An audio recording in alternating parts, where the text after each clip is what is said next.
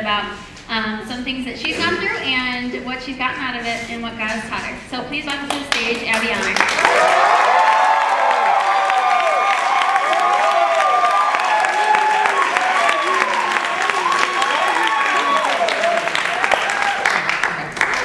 Okay, so I'm just going to jump right into it because I have like 4 minutes to talk to you guys about what I would like to squeeze into like 4 days.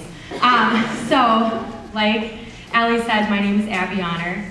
I've had the privilege over the last 4 years to partner with an organization in the Dominican Republic called Dove Missions.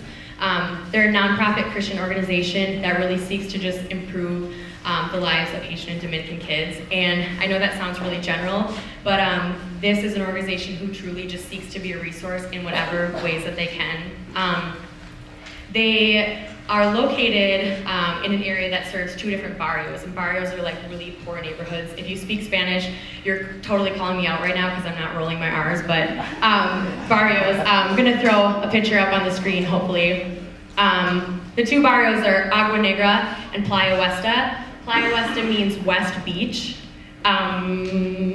Where's my slide? Okay, no slide. West Beach sounds like a fancy place, like I would want to live in West Beach, but it's not. It's this just area of slum housing. The picture I have is like a coastal line just filled with garbage, like trash you cannot believe. All these houses made out of corrugated tin. And it just kind of gives you some insight as to the type of poverty that these people live in.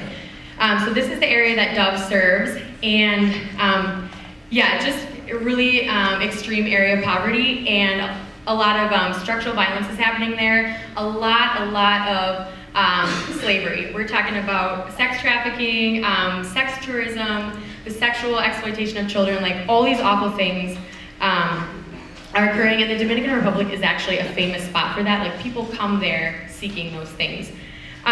So I want to tell you about a little boy that I met on my first trip there. I don't know much about him, I don't know his name, but I met him on a Sunday afternoon. We had rounded up all the street boys and took them on a field trip to the beach so that they could play soccer and just have fun. One of the big things that Dove's Club aims to do is just provide the kids with a safe place to kind of come to during the day. They always fill them with a good meal and just kind of give them back a couple hours of their childhood during the day. Like I said, these kids are living in extreme poverty, and so they've just had that like totally taken away from them. I can't even imagine that. So, like I said, we brought these boys to the beach to play some soccer, and this little boy happened to be Haitian. The other guys with him were Dominican, and there's a lot of racism that occurs between these 2 groups, and so they were throwing sand in his face and like pushing him down on the ground, and he was crying, and I have like a big like motherly heart, asked the band, and so I was super upset, but I knew that there was nothing that I could do to step in, because if I was to step in and stick up for this kid, they were just gonna go at him much worse later. And so I just kind of stood back and watched, but his face definitely stuck in my head. I saw him a year later when I was downtown in the Dominican Republic in Puerto Plata. He was just standing all alone on the side of the street by himself. This kid is probably about 7 or 8 years old. And like I said, I recognized his face immediately, and the first thought in my head was like, this little guy is gotta be 5-7 miles away from home right now. What's he doing down here by himself? He had a really cute face, really dark skin, and he had one of those faces where it looked like somebody like grabbed his forehead and his chin at the same time and like squished it in a little bit.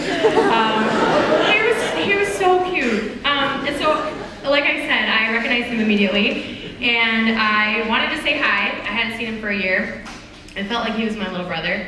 So I waved at him, but he didn't see me because there was like a fancy black car that had pulled up to the curb, opened the door, he got in, door shut, the car drove away, and that's the last time I saw him. That scene that I just described to you took like 5 seconds to unfold, and it happened 3 years ago now, 3-4 years ago now, but it's literally burnt into my mind. Because this was a little boy who had laughed at my failed attempts at Spanish at the club, a little boy who I had kicked a soccer ball around with, a little boy who I had watched kind of grow up over the 2 years over my 2 different trips. And so I just kind of watched in horror as one of my brothers was being pulled into slavery. And yeah, after that, my eyes just kind of opened wide to the stories that I was hearing down there, and I realized that it was a real issue, and it wasn't an issue that became real to me until I actually could meet the faces.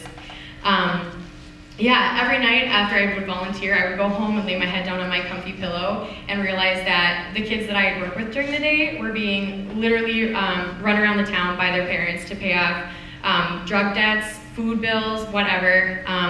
These kids have been in some awful situations.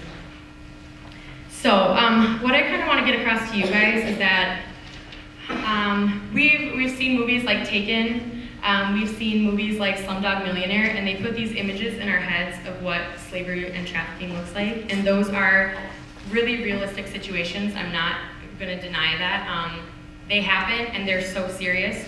2 nights ago, I listened to a speaker from the International Justice Mission, and she kind of talked about the different rescue efforts that are going on around the world right now, and it was awesome and uplifting to hear about. So those situations are real, they do happen, but slavery is so much more complicated and so much more diverse than you could ever imagine. The detective last night from the Milwaukee Police Department kept saying, it's not black or white, it's so gray.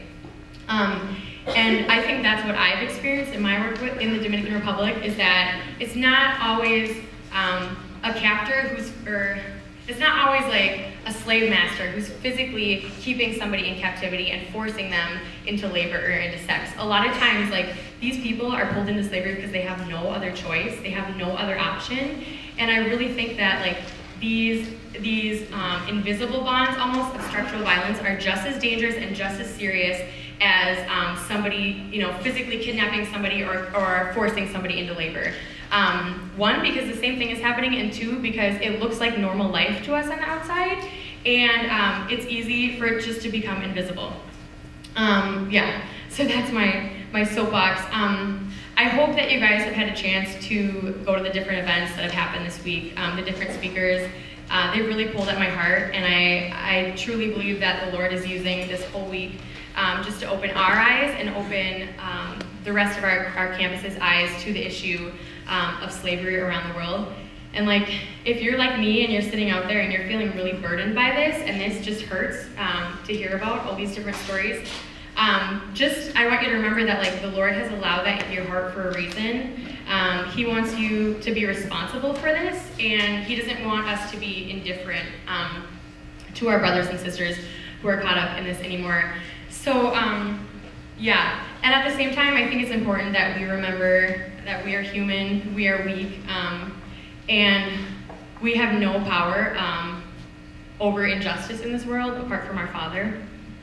So I think that's all I have to tell you guys. I'm probably way over my time limit, but if you have any more questions about Dove or about my experiences, like I said, I could literally talk about this for 5 hours or 5 days, so come find me afterwards. Come find me tomorrow, send me a Facebook message. Oh, okay, I'm done.